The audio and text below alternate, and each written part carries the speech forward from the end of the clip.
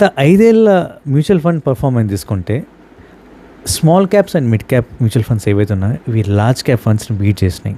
Yes, large cap funds hardly 11.71% returns ఇచ్చినాయి అంతే.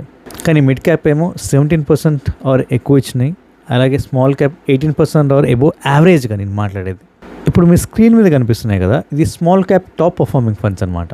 దీంట్లో highest Bandhan small cap fund 22% returns ఇచ్చినాయి మనకి. అలాగే ఇప్పుడు మిడ్ క్యాప్ ఫండ్ చూస్తే మనకి దీంట్లో top Motilal Oswal mid cap fund, ఇది హై రిటర్న్స్ ఇచ్చినాయి. ఒక 22.82% రిటర్న్స్ ఇచ్చినాయి మిడ్ క్యాప్ ఫండ్లో. ఇది టాప్ పర్ఫార్మింగ్ ఫండ్స్ అనమాట. అసలు ఎందుకు ఈ small cap and mid cap funds ఎక్కువ బీట్ చేసినాయి లార్జ్ క్యాప్ని తెలుసుకుందాం. ఇండియా యొక్క రీసెంట్ ఎకనామిక్ గ్రోత్ ఏదైతే ఉందో దీని గ్రోత్ ఈ mid cap companies, mid size companies ఏవైతే ఉన్నాయో దాని మీద హెవీగా డిపెండ్ అయినాయి. అండ్ స్మాల్ కంపెనీస్ కూడా, అంటే sectors like manufacturing, infrastructure, defence ఏవైతే ఉన్నాయో దీంట్లో చాలా ఎకనామిక్ గ్రోత్ని అయితే పుష్ చేసాయి. సో దీంట్లో mid cap and small cap companies ఎకనామీకి బాగా కంట్రిబ్యూట్ చేస్తాయి.